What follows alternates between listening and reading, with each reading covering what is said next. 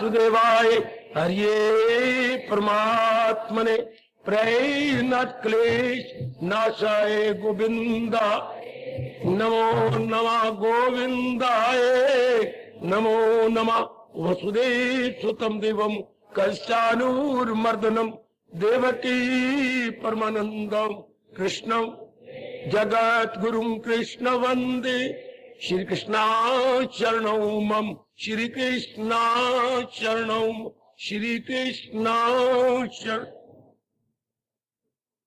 अभाग्यशाली कल्याणकारी मेरी देवियों, बड़भागी गीता के पैरोकार मेरे सज्जनों, धार्मिक भाइयों,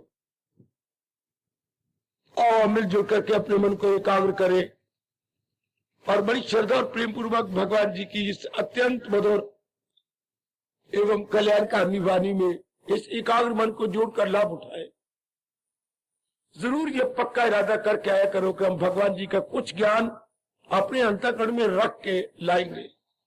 थोड़ा करते करते बहुत कुछ हो जाएगा और आप पूरा अपना कल्याण कर सकेंगे। भगवान आपको तौफीक प्रदान करें कि आप मेरे प्रभु जी के ज्ञान को न केवल समझे बल्कि अपना बना लें। और जरा 1 घंटा अपने मन को जरा शांत रखिए। भगवान जी हमारा कैसे कल्याण करना चाहती हैं। गीता का मतलब ही है कल्याण की राह, कल्याण का साधन। गीता इजिकल टू कल्याण का साधन, जो हमारा कल्याण करे, हमारी रिफॉर्मेशन करे, हमारा सुधार कर दे, हमें नाना प्रकार के दुखों से छुड़ाकर सदा रहने वाली स्थायी शांति प्रदान करे, हमारा लोक परलोक बना दे। गीता का अर्थ ये जे। ओ मेरी देवियों, बड़े अनमोल और कारगर साधन भगवान जी ने अपने ज्ञान में बख्शे हैं। जब भी गीता का शब्द सुनो तो मतलब कल्याण के साधन, लोक परलोक बनाने के साधन। तो महाराज जी ने कर्म योग से, भक्ति योग से, ज्ञान योग से इनका विस्तार किया है। जैसे जिसकी मन की फितरत होती है वो एक मार्ग पकड़ लेता है। आओ और कल्याण की बात सुने भगवान से, क्योंकि हम सब कल्याणकामी हैं। गीता है केवल कल्याणकामी जीवों के लिए। मैं आपको बताऊं, पहले बता चुका हूं, संसार में 2 प्रकार के प्राणी होते हैं। एक आप जैसे जो कल्याण करना चाहते हैं, और एक काम कामी जो कामना पूरी करके मरना चाहते हैं। काम, उसके बाद क्या बोलूं, कामी। काम मैंने कामना, कामी मैंने पूरा करने की इच्छा रखने वाले, जो कामना पूरी करके जाना चाहते हैं। और हम लोग क्या है, कल्याण कामी, कल्याण चाहने वाले। बस 3 प्रकार के मनुष्य नहीं होते, काम कामी और आप जैसे कल्याण कामी जी। तो आप जैसों के लिए मेरे मालिक ने अनेक साधन बताए, लोक परलोक बनाने के अनेक साधन दिए। आज मैं एक बात पर जो सारी गीता में आवाज गूंज रही है, लोक परलोक कैसे बने। आप हैं गृहस्थ आश्रम में, गृहस्थ आश्रम का मतलब श्रीमती आपकी है। हाँ, आप पति हैं, नहीं, आपके माता पिता भी होंगे आपके साथ, आपके बहन भाई भी होंगे अगर उनकी शादियां नहीं हुई तो, आपके बच्चे भी हैं, और फिर कुछ सिर्फ माँ बाप नहीं, आपके पिताजी के भी आगे भाई, आपके चाचे भी हैं, माँ की ओर से भी रिश्ते हैं, जो मासियां कलाई और मुझे तो रिश्ते नहीं आते, और माँ बाप का नानी नाना कलाए, ये सारा परिवार कहा जाता है। माँ की ओर से, पिताजी की ओर से, आपका अपना, फिर आपके आगे आगे हो गए, ये कितना बड़ा परिवार है। हाँ, आप ये हो गया आपका लोक। और परलोक क्या, ये आपकी शुभ इच्छा कि मैं अपना कल्याण कर जाऊं, ये नाना प्रकार के दुखों से छूट जाऊं, आवागमन बार बार चक्कर ना काटूं इत्यादि, ये आपका परलोक हो गया। लोक तो आपको नजर आता है, पर परलोक हमारे जैसे क्लियर करती है। जब आपके में ये उमंग आती है तो हमारा धर्म होता है कि हम इस बात को और भी स्पष्ट करते हुए स्पष्टीकरण दें, क्लैरिफिकेशन और भी ज्यादा कर दें। तो महाराज जी ने एक ही इसका तरीका बताया जी। आज मैं फिर एकाग्र कहूंगा, एकाग्र होकर सुनना। ये जो मैं आज बोलने जा रहा हूं भगवान के अनमोल बोल, ये आपकी जबान चढ़ चुका है। अब भगवान करे, मैं तो मेरी उनके चरणों में हमेशा आपके लिए प्रार्थना रहती है कि जिसके लिए मेरे प्रभु ने मुझे इस सत्संग भवन में रखा है, मेरा यहाँ रहना सफल हो जाए आप अपना सके। किसी भी भगवान के प्यारे का या गीता प्रचारक का सफल होना तब होता है जब आप भगवान का ज्ञान समझ जाए, नहीं समझ के अपना ले। समझने से कुछ नहीं होता। समझने तो ये है जैसे कच्चा राशन आप बाजार से ले आए, सब्जी, आटा, घी, दाल, चावल, बहुत चीजें लाए, इसे क्या भूख मिटेगी जब तक के पका न लिया जाए। उसका कुछ हिस्सा पकाना पड़ेगा, तब हम हजम करेंगे। इस तरह ये तो कच्चा ज्ञान आपको दिया जाता है, आप इसके अपनाएंगे तो ये पक्का हो गया। ज्यादा जोर आपको अपने कल्याण की कसम हो, नेक जीवो हो, नेक मेरी देवियों, अपनाने पे देना। ऐसी गंदी हवा कलयुग ने चलाई है कि लोग धर्म स्थानों पे जाते हैं कुर्बानियां करके, लेकिन अपनाते नहीं। सिर्फ घर से तंग आते हैं, घूमने फिरने का शौक है, तीर्थों पे जाएंगे, घूम फिर के आ जाएंगे, बस घूमने फिरने का शौक और कुछ नहीं। यार अपनाने की तरफ ध्यान ही नहीं है। आप ना ब्लैक शीप बनना, आप पूरी कोशिश करना मेरे सज्जनों, ओ मेरी दीदियों, कि मैंने अपनाना है।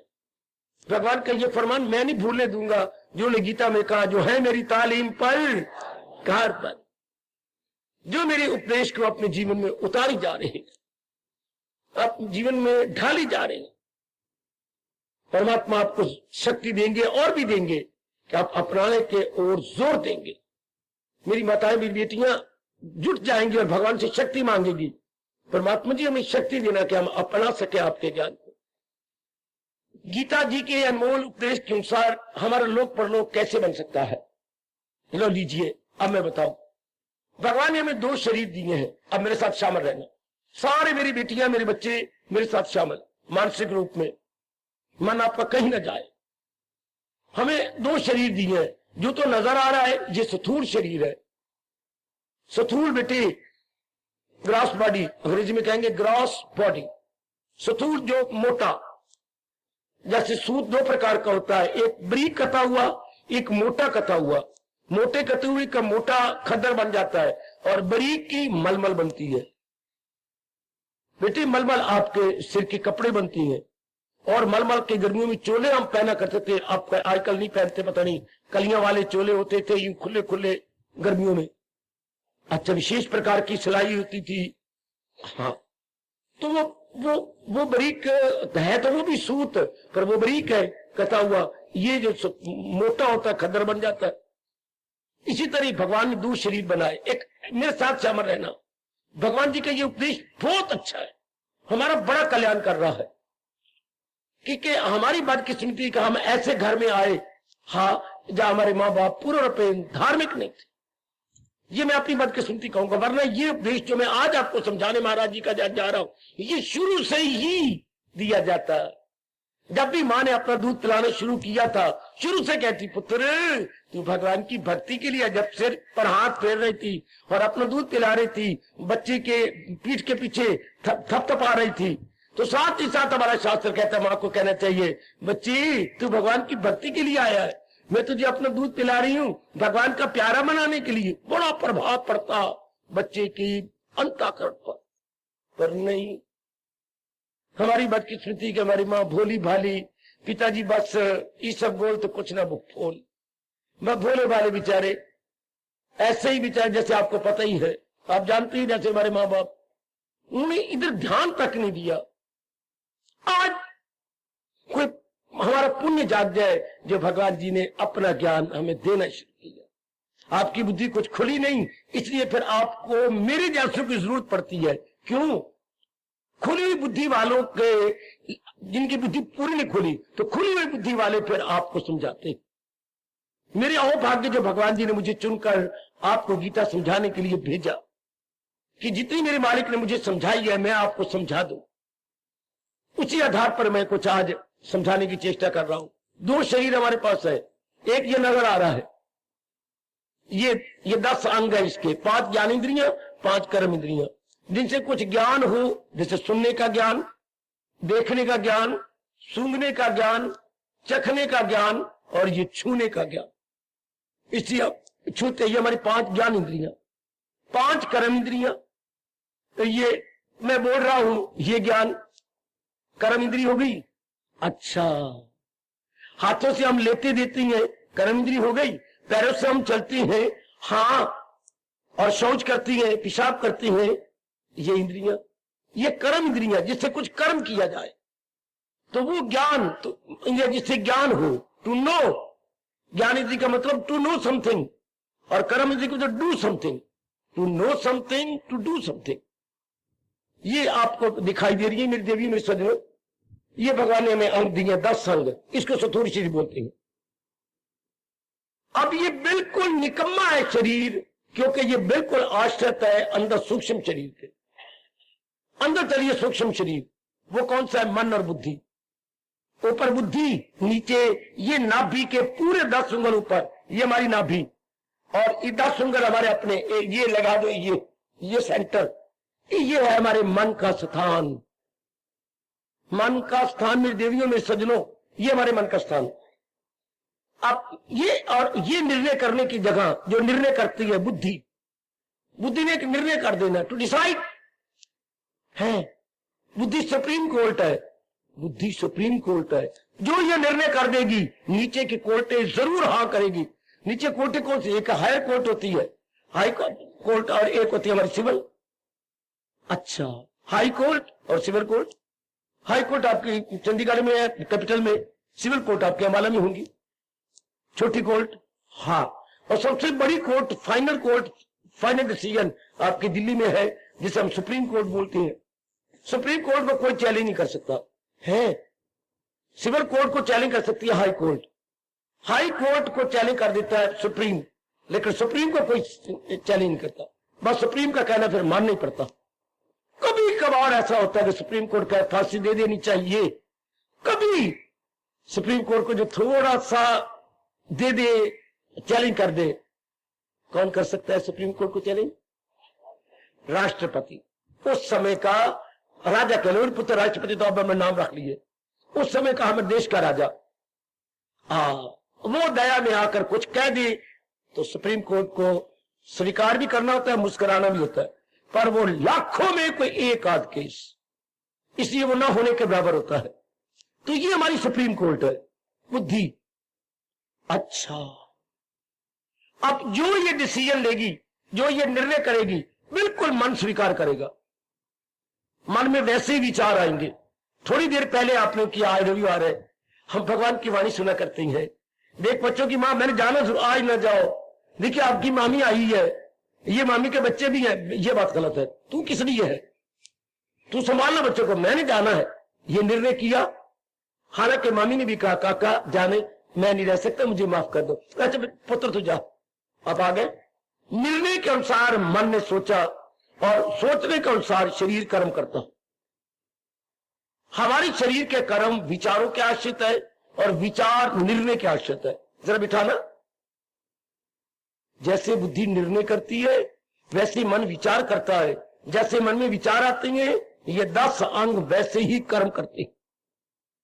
हमारा तन बिल्कुल अधीन है मन के विचारों के। यूं कहिए, हमारा तन बिल्कुल मन के अधीन। ये आंख नहीं देख सकती देवी, न समझ आए, टोको रोको, मेरे मुंह में लगाम लगाओ, क्योंकि मुझे भगवान की वाणी समझा के आप में एक इनकलाब लाना है।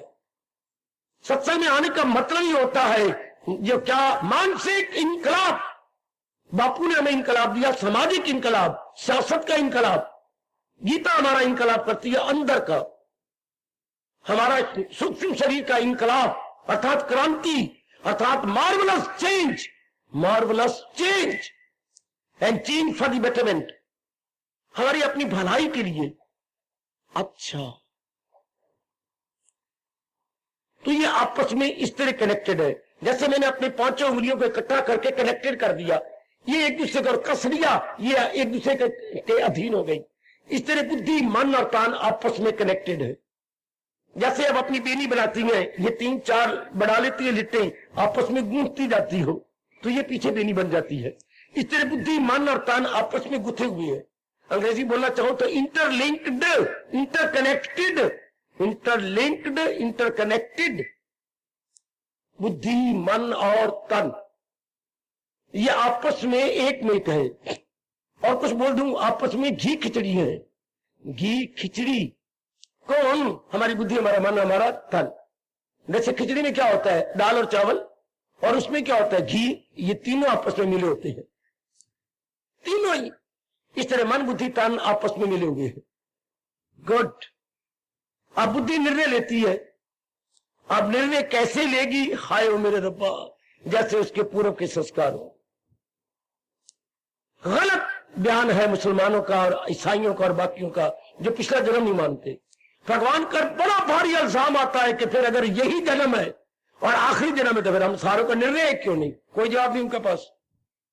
वो यही कहते मोहम्मद रसूलुल्लाह ने हमें बताया नहीं, इसलिए हम कुछ बोल नहीं सकते। सुभान अल्लाह।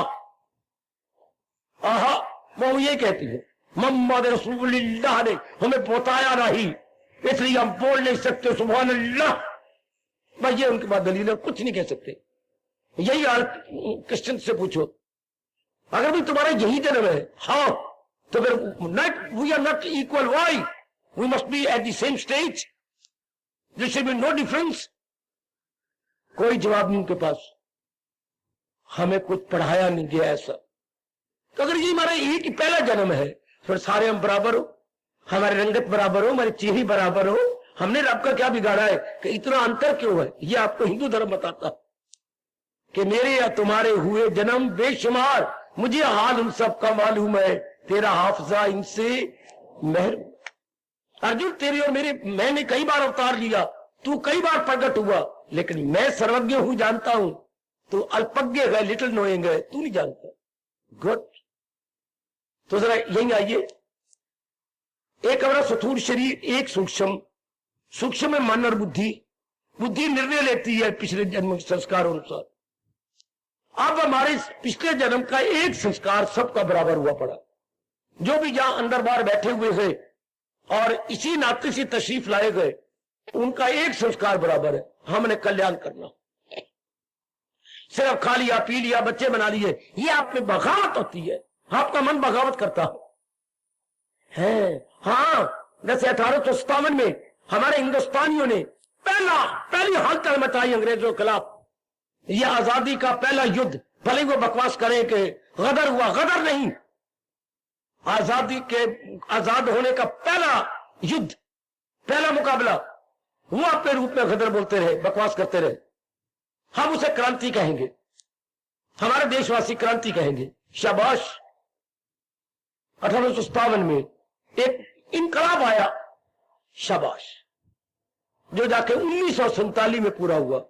कोई लगभग 100 साल बाद आपका देश आजाद हुआ और यहां से वो चल दिए। इसी तरह इस आप में एक बगावत होती है, एक क्रांति आती है। खा लिया, पी लिया, बच्चे बना लिया, मर गया। क्या परमात्मा ने हमें इसलिए, क्योंकि आप में सत्वगुण बढ़ता जा रहा।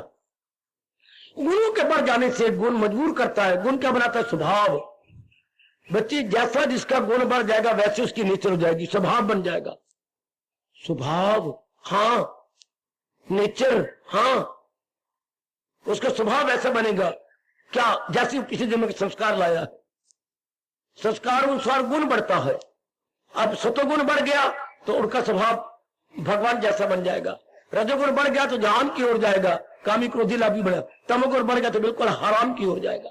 ये तीन रब ने बनाए मेरे सज्जनों, मेरे देवियों। सतोगुण बढ़ा तो आप जैसे जीव, भगवान के प्यारे। रजोगुण जिनमें बड़ा हुआ है, प्रोडोमिनेट कर रहा है, वो जहान के प्यारे। जिनमें तमोगुण बड़ा, हराम के प्यारे। गंदी शराबें पीना, कबाब खाना, कैरेक्टर को तबाह करना, जेलों में धक्के खाना, ये तमोगुनियों का हाल है। नशे पी पी के घंटों लेटे रहना, ये, और अपना बेड़ा गर्क करना। इनको मेरे रब ने कहा जब ये मरेंगे फिर मनुष्य योनि में नहीं आएंगे, दरिंदों परिंदों चरिंदों में जाए। फिर ये एनिमल बीस्ट बर्ड्स इन योनियों में धक्के खाते रहते। आइए जरा ध्यान से, आज मेरे बच्चे बड़े ध्यान से देखना। मैंने बहुत लिमिटेड दायरे में रहना है आज। हाँ, सतोगुण के बढ़ जाने से, जैसे बच्चे पैदा करें तो भगवान ने मनुष्य योनि क्यों बनाई? मनुष्य योनि ना बनाते फिर जानवर भी यही कर रहे हैं। फिर अंदर ये सवाल भगवान उठा देते हैं, क्योंकि सिर्फ में खाना पीना और बच्चे बनाने थे तो भगवान ने योनि नहीं बनानी थी। फिर हमने विशेषता क्या कर दिखाई? सारे जानवर यही कर रहे हैं। दरिंदों को देखो, परिंदों को देखो, चिंदों को देखो, सारे यही नहीं कर रहे। खाते हैं, पीते हैं और बच्चे बनाए जा रहे हैं। इसलिए आजकल के इंसान को नर पशु बोलते हैं। है नर की योनि में लेकर पशु है। अंग्रेजी बोलते हैं एनिमल मैन। एनिमल मैन 99% नर नारी आजकल एनिमल मैन की कैटेगरी में आ रही है। बेटी 99% क्या गए नर पशु। भगवान ने खुद गीता जी में कहा है, बज़ाहिर तो हर चंद इंसान है, वो देखने में तो इंसान है, जो अज़्म का देखो तो शैतान।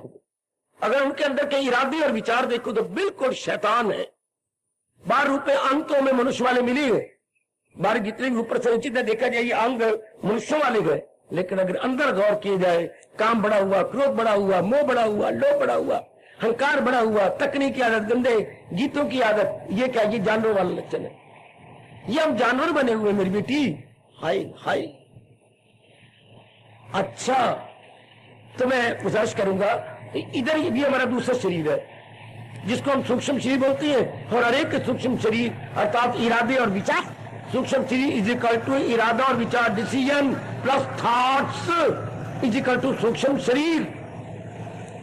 जैसे आपने, मैंने तो नहीं, आपने 2 कमीजें पहन के, एक बुनेन और एक ऊपर सथूल, चाहे उसको आप क्या बोलते हो, शर्ट बोलते हो, जो मर्जी कह लो, या ओपन शर्ट बोलते हो या कुछ और कहती है, तो वो अंदर बुनेन है।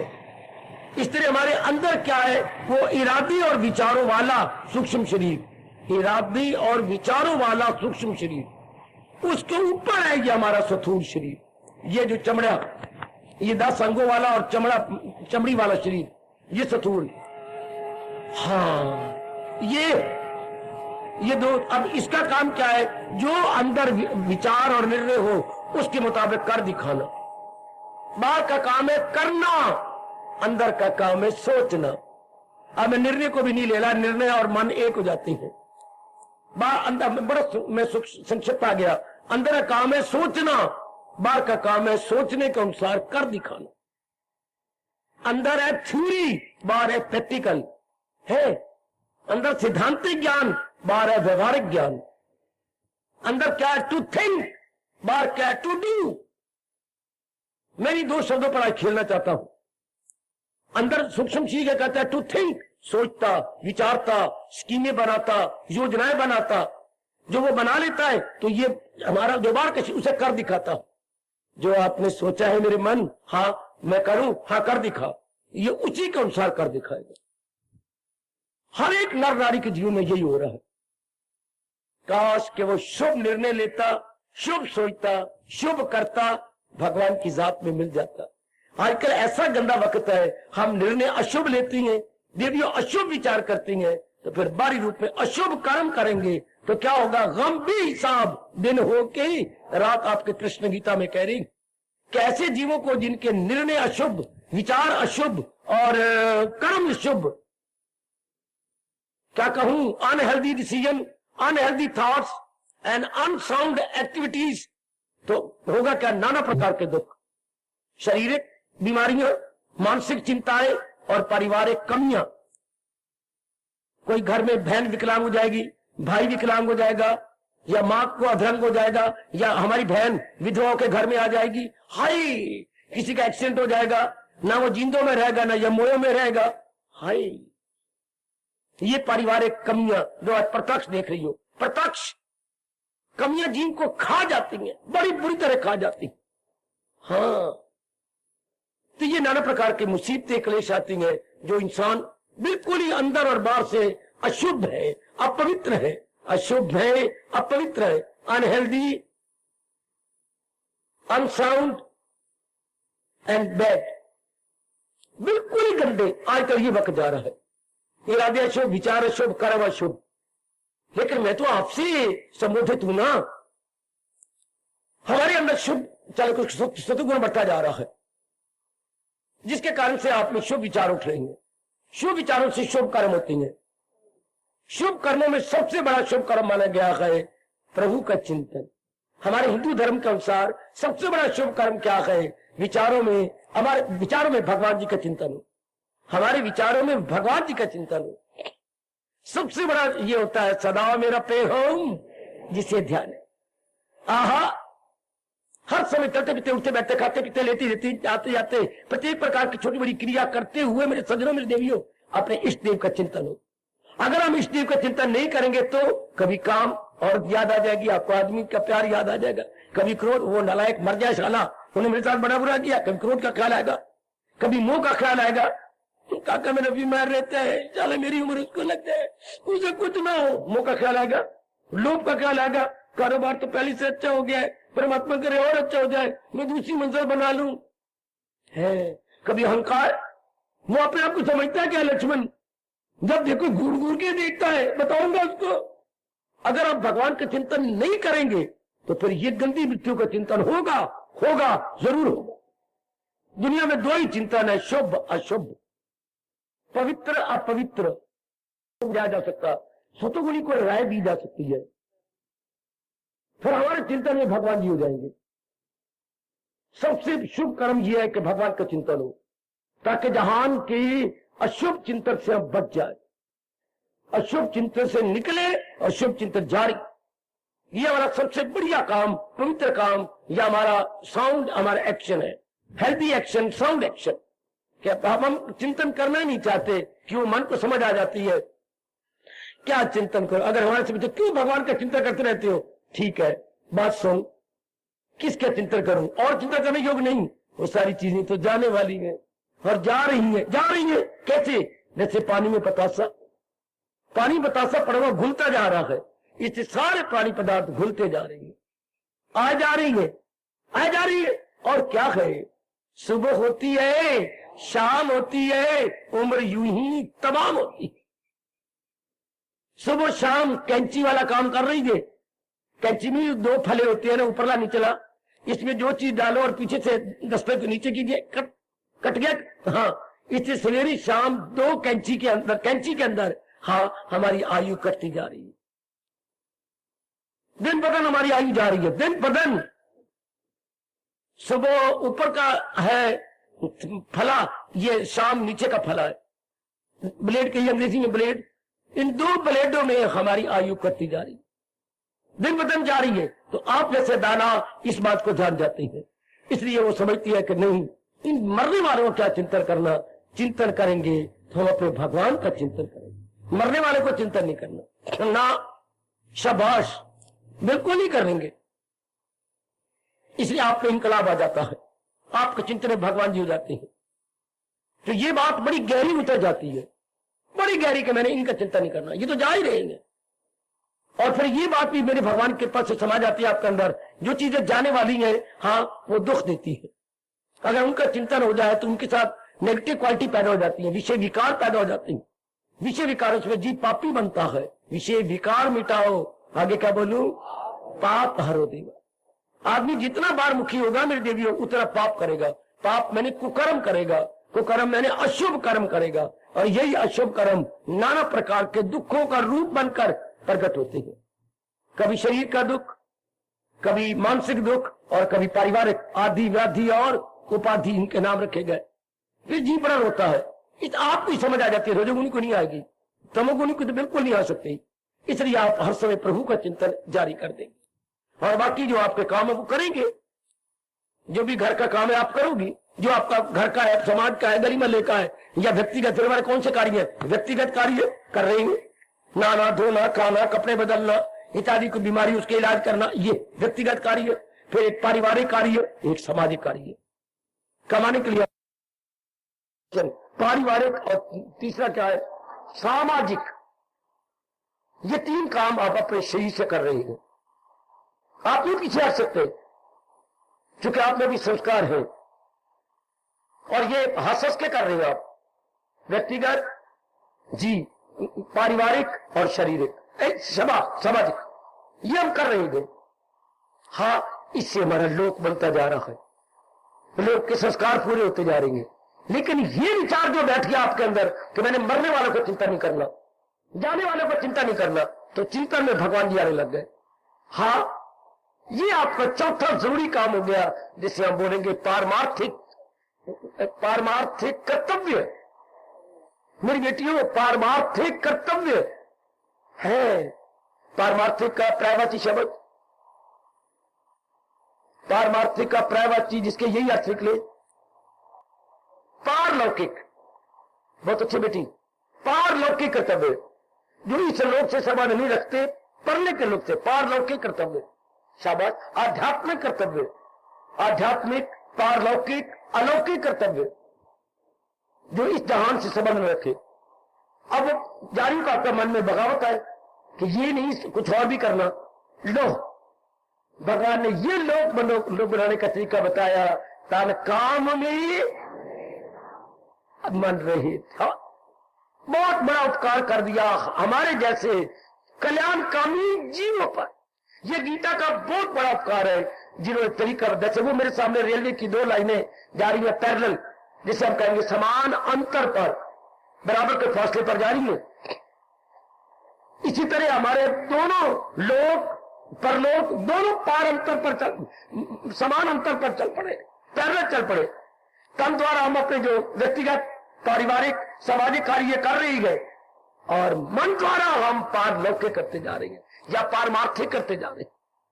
भला हो मेरे भगवान का और गीता का जिन्होंने ये समझा दिया, तन काम में मन रहे ध्यान। ध्यान में आप संसार नहीं रह सकता, वरना आपका यहां आने का दिल ना करता। आपके ख्यालों में, आपके विचारों में, आपके निर्णय में जहान नहीं रह सकता। आपके मन में हलचल में नहीं, जरा सा कोई आपको नहीं है, सारा दिन तुम्हें झक मारती रहती हूं, कपड़े धो, ये कर, रोटियां पका, आप मुझे शाम को नहीं जाने देते, रब दा वास्ता ही पिछक चली जा। आपने अपना बुरा हाल कर दिया जब नहीं आने दिया आपको। नहीं मुझे कहा, मतलब मुझे रात को नींद भी नहीं आती। ये कोई क्या इंसानियत है? आप बच्चों के बाप के साथ कुछ लड़ाई करिए, आपने आपके मन में बगावत हो जाती है, क्या हो गया? हम जानवर हैं। आपने कितने थप्पड़ मारे अपने मुंह के ऊपर। गंदा मन, कमीना कुत्ता मन, सारे ये कर वो कर, ये बना। क्या तेरे लिए भगवान कोई नहीं? क्या तेरे पर नौकरी बना? क्यों नहीं बनाना? चलो महाराज जी की वाणी सुने, कुछ पता लगे, कुछ संस्कार जागे, कुछ रफ्तार तेज हो भगवान की ओर। सत्संग वही काम करता जी जो आपके स्कूटर का एक्सीलेटर काम करता। एक्सीलेटर दबाई जाओगे, स्पीड बढ़ती जा रही है। सत्संग में ज्ञान सुनते जाओगे, स्पीड बढ़ती चली जाएगी। सत्संग आपके लिए एक्सीलेटर है। बाबा भाई, ओ बाबा जी, सत्संग एक्सीलेटर काम करता है। एक्सीलेटर का मतलब स्पीड बढ़ाना। दो ही हाथ में चीजें होती है, एक उधर पैर में, कार के तो पैरों वाले काम करते हैं, एक पैर से स्पीड बढ़ती है, एक पैर में आपका होता है ब्रेक। लेकिन ये स्कूटर के अंदर एक हाथ में आपका एक्सीलेटर है, ब्रेक दूसरे में है। अच्छा, सत्संग में आकर जब भगवान के ज्ञान मिलता है, हमारी पारलौकिक स्पीड या गति द्रुत गति हो जाती। द्रुत बच्चे, द्रुत मैंने तेज, हमारी द्रुत गति हमारे और बढ़ निकलती है। तेज गति हम कब माने? जब हमारा मन पूरा पेट भगवान की ओर रस लेने लगे, भगवान की ओर ज्यादा बढ़ने लगे। समझिए, मैं द्रुत गति से भगवान की ओर जा रहा हूं, स्पीडली मैं प्रभु की ओर बढ़ता जा रहा हूं। जब संसार का चिंतन कम होने लग जाए, समझिए मेरे कृष्ण की मेरे पर फुल कृपा, वो मेरी श्याम जी की मेरे पर फुल कृपा। जब संसार का चिंतन कम होने लग जाए, समझिए मेरी माताओं, मेरी बेटियों, बुजुर्गों, भाइयों, अब मेरी मालिक की तरीका बना गुरु लोक बना। कैसी? तन काम में मन रही। बेशक आप कभी भी ध्यान में न बैठना, मेडिटेशन न करना, लेकिन जरा मन को देखो, मन चिंतन का, इसे बोलते हैं सहज समाधि। कृष्ण कहते हैं सहज नेचुरल समाधि। जिसका मन हर समय भगवान के चिंतन में गए, वो सहज समाधि में। कोई दिन आएगा मुबारक जब कहीं रात को या दिन को आपका मन टिक जाए, नेचुरल समाधि लग जाएगी। आप ट्राई नहीं करेंगे, that we will pre natural meditation. Natural meditation, स्वाभाविक या सहज समाधि। ये आपको पुरुषार्थ पूरी कर रहा है। संसार को आपने नील कर दिया, नहीं मैंने कुछ नहीं, क्या इनका चिंता करूं, ये जा रही है चीजें मुझे धोखा दे रही है। Then why to think over all those worldly objects. ये आपके मन ने बगावत की, क्यों सोचूं मैं इनके बारे में जब ये मुझे छोड़ के जा रही है। बस अब आपका मन भगवान का चिंतन करेगा। ये गीता जी का बहुत बढ़िया तरीका है, बहुत बढ़िया तरीका। फिदा मुझ पे कर दान शो दिल, मदाम मेरा वस्ल पाएगा तू लाख। अर्जुन तू मन बुद्धि मेरे हवाले कर दे। हाँ, बड़ी जल्दी तो मेरे दिव्य दर्शनों के योग्य हो जाएगा। यूं बोले भगवान जी, यूं बोले भगवान जी। तो मन अपना परमात्मा में लगा, खुद ही वो हवस छोड़ मत जी जला। ना सार अपने आप को। बहुत बढ़िया तरीका दे, काफी ने पकड़ लिया, जो रह गया वो भी पकड़ ले। कोई नए साधना की जरूरत नहीं, कोई नए टंटे करने की जरूरत नहीं, सिर्फ मन में चिंतन भगवान का जारी हो जाए। बस केवल मन में चिंतन प्रभु का जारी हो जाए। बस दाना आदमी बढ़ापे के लिए कुछ नहीं करते। क्या जो उनके हर महीने आमदनी आती है उसका चौथा हिस्सा बैंक में जमा करवाते हैं। तो बुढ़ापे में इतना रुपया सूद और सूद लग के हो जाएगा, कोई जरूरत नहीं। बुढ़ापे में आराम से खाते रहना, आराम से, जो अपनी आमदनी का चौथा हिस्सा बैंक में जमा कराते हैं। और इतने साल आपने सर्विस करनी है, बहुत रुपया हो जाएगा, वो तो कई गुना बढ़ जाएगा बैंक में, क्योंकि कंपाउंड इंटरेस्ट द्वारा कितना सूद बढ़ जाएगा। तो बुढ़ापे के लिए काफी है। इस तरह जिनका मन धीरे धीरे करके प्रभु के चिंतन में लगता जा रहा है, आगे भगवान इंटरेस्ट देती है, रहम उनकी हालत पे घर उनके दिल में बनाता हूं। आगे मालिक तो दया के घर है, कठोर तो नहीं, वो संग दिल तो नहीं। भगवान क्या है, शेर कीर्तन करती है, क्या होता है हमारे यहाँ। हाँ, कभी सवेरे तशरीफ लाइएगा। श्याम सुंदर दया के समुंदर, वो तो दया के समुंदर है, दया के घर है हमारी। श्याम सुंदर दया के समुंदर, तुमको दया आ जाती है, जी आप ही उसे प्रसाद करता है। आहा, भगवान उनका पक्ष लेती है, किनका? पुरुषार्थी का। तो हमारे यहाँ चलता हिंदू धर्म में भगवान पुरुषार्थी का पक्ष लेती है। सुभाषित में एक सुभाषित है, सु मैंने अच्छे बोल, अनमोल बोलो में हमारे हिंदू धर्म में एक अनमोल बोला है। भगवान क्या पुरुषार्थी का पक्ष लेती है? भगवान पुरुषार्थी का पक्ष लेती है। भगवान किसकी तरफदारी करती है? पुरुषार्थी की। नंबर 2, भगवान किसका पक्ष लेती है? 2 आदमियों का पक्ष लेती है। एक तो मैंने बता दिया, भगवान पुरुषार्थी का पक्ष लेती है, और सत्यार्थी का। शाबाश मेरी बेटी, शाबाश। भगवान सत्यार्थी का पक्ष लेती है। जैसे पांडवों का पक्ष लिया, क्योंकि वो क्या थे? सत्य के पुजारी थे। सत्य जमा अर्थी, सत्य को चाहने वाले, अर्थ होते चाहना। भाई इन 2 का हमारे हिंदू धर्म बताता है, प्रभु पक्ष लेती है, प्रभु तरफदारी करते हैं, पुरुषार्थी और सत्यार्थी। सत्य मैंने भगवान, जो भगवान को चाहते हैं उनका पक्ष, और एक पुरुषार्थी जो पुरुषार्थ कर रहा। और आप दोनों हो, सत्यार्थी भी हो, पुरुषार्थी भी हो, तो भगवान पूरा पक्ष लेके आपको कामयाब कर देते हैं। तरीका है कितना सुंदर, लोक परलोक बनाने का। क्या? तन काम में मन रहे ध्यान में, पल भी न गुजरेगी अस्यान में। फिर आपसे कोई अस्यान का पाप, फिर आपसे क्या होगा? बुरा इरादा नहीं होगा, बुरा विचार नहीं होगा, बुरा कर्म नहीं होगा। अस्यान का अर्थ ये होता है, ना अशुभ इरादा, ना अशुभ विचार, ना अशुभ कर्म। तो फिर क्या? बड़ी जल्दी भगवान के योग हो गया जी, बहुत जल्दी। जब अशुभ इरादा छोड़ दिया, अशुभ विचार भी गए, अशुभ कर्म भी गए, जीव ले गया बाजी, बड़ी जल्दी बाजी ले जाता है। ओ मेरे सजनों, ओ मेरी कल्याणकामी देवियों, परमात्मा आपकी सहायता करे, आपके हक में और दुआएं करूं, मेरे प्रभु आपकी और सहायता करे, ताकि आपका अपने आप ये चल पड़े, तन काम में मन रहे ध्यान। जो भी जरूरी काम है, व्यक्तिगत, पारिवारिक और सामाजिक, वो तो जरूरी करने और कर भी रहेंगे, और साथ साथ ये चल पड़े, अंदर ही अंदर जाप चल पड़े, तू ही तू मेरे मालिक, तू ही तू, बात बन गई। उधर भगवान का चिंतन, किसी और का चिंतन ना हो। लड़का बीमार, लड़के का चिंतन नहीं होगा, आप इलाज करने जाएंगे, दवाई लेके आएंगे, जैसे डॉक्टर साहब ने कहा वैसे करें, चिंता नहीं करेंगे। चिंतन है परमात्मा होंगे, लेकिन तन द्वारा जिस समय का जो कर्तव्य होगा वो आप कर गुजरेंगे।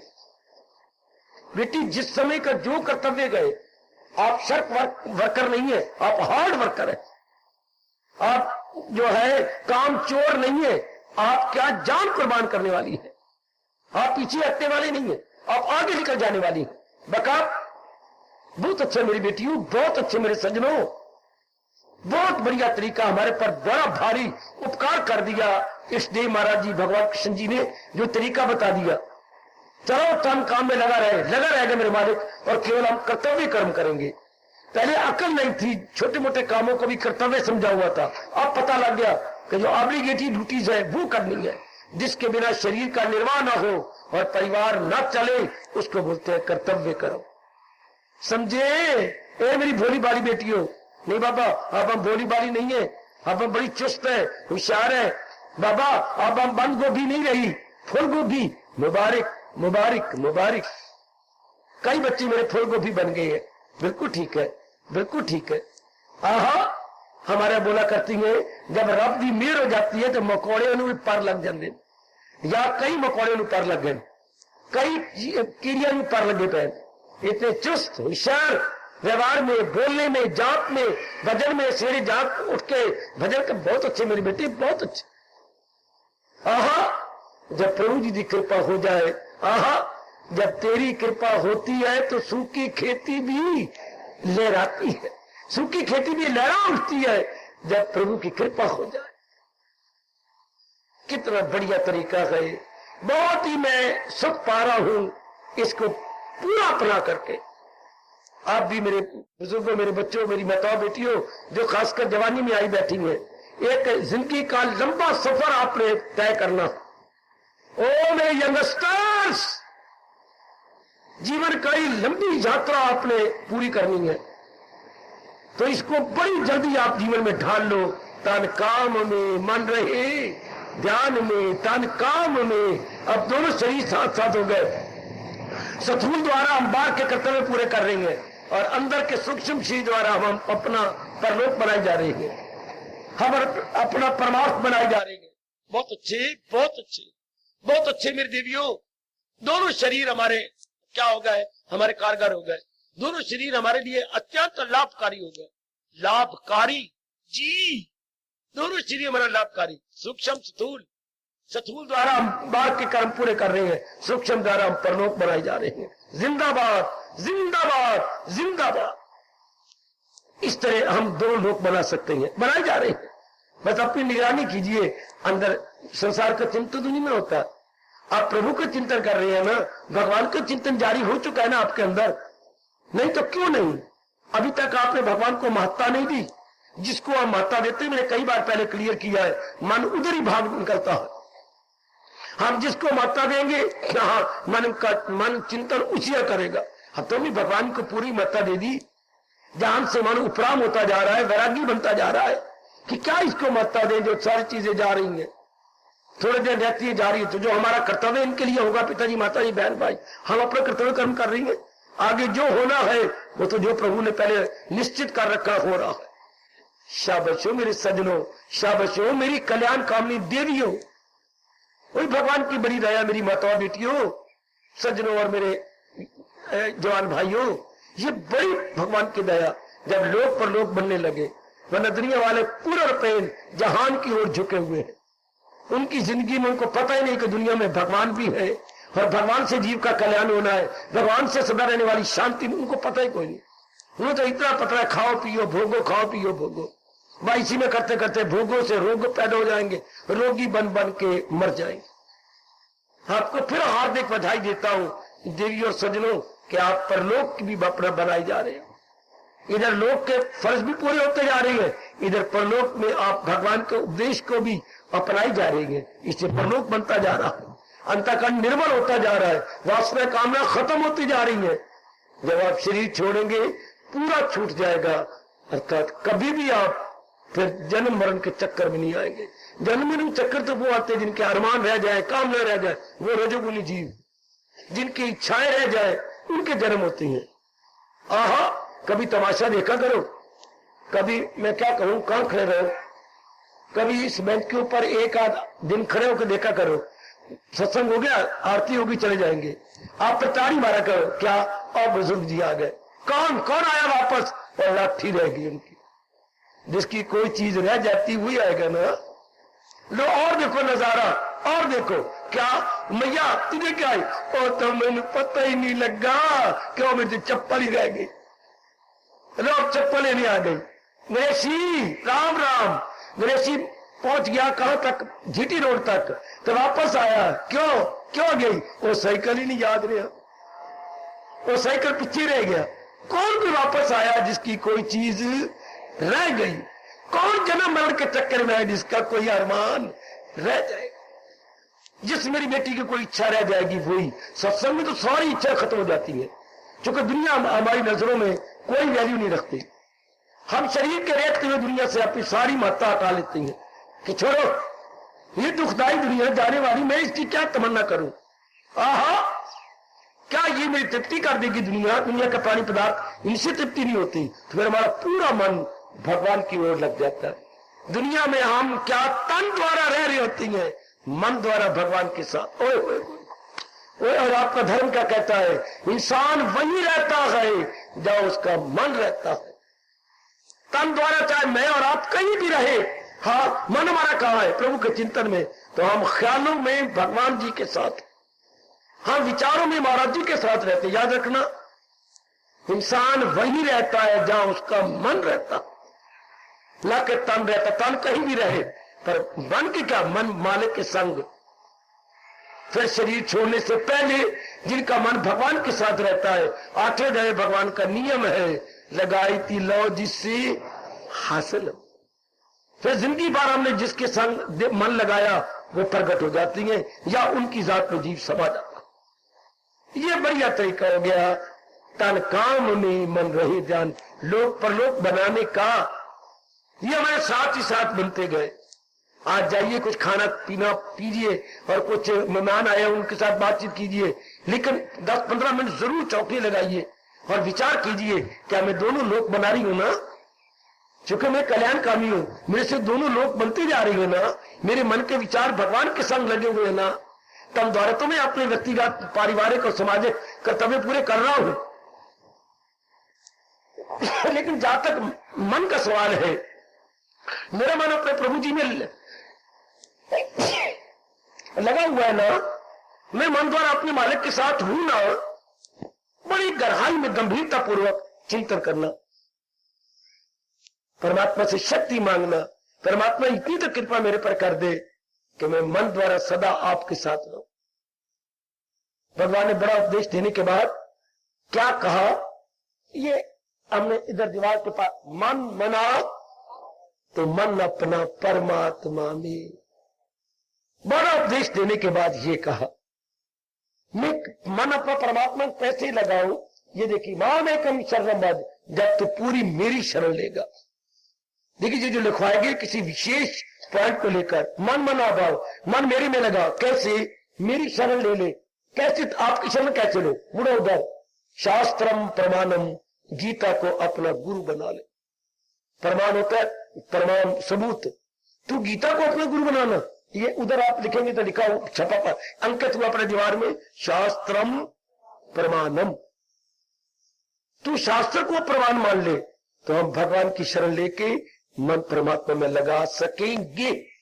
ये जरूरी उपदेश आपके अंकित करवा दिए गए हैं, ये गीता जी के। परमात्मा करे, मैं व्यवहार कैसे करूं वो लिखवा दिया। कर्मी अधिकार थे, तुझे काम करना है, नहीं उसके फल पर तुझे इख्तियार। पर ये बात बड़ी कैसे फिर क्लियर कर दिया उस साइड पर, दरवाजे को उस तरह लिखा है, योगा कर्म सु अमल में हुनर हो तो कहलाए योग। अपने व्यवहारिक जीवन में कर्म को उतार लो, बस लोक भी बन गया, पर लोक भी बन गया, हमारे दोनों बन गए। जरूर मेरे मालिक शक्ति देंगे, जिन्होंने ये दिव्य वातावरण बनाया है, इन्होंने इतने एकांत में अपना गीता भवन बना दिया भगवान ने, तो वो आपको जरूर शक्ति, वही प्रेरणा देवी कि आपको बुला रहे गए, शक्ति देंगे। आप इस तरीके से मन में चिंतन भगवान का कर कर तन द्वारा अपने कर्तव्य कर्म करते हुए लोक भी बना लेंगे। आप बोलो पुत्र, परलोक भी बना लेंगे, लोक भी बना लेंगे, परलोक भी बना लेंगे। जब तन काम में, आगे बोलो, मन रही, तन काम में मन रही ध्यान में, इससे लोक भी बन गया, परलोक भी बन गया। अति सुंदर, अति सुंदर। परमात्मा ऐसा ही करे, हमारी इस जन्म में ये भावना पूरी हो, हम दोनों लोक परलोक बना के जाएं गीता जी के उपदेश के अनुसार। हार्दिक धन्यवाद, हार्दिक आशीर्वाद।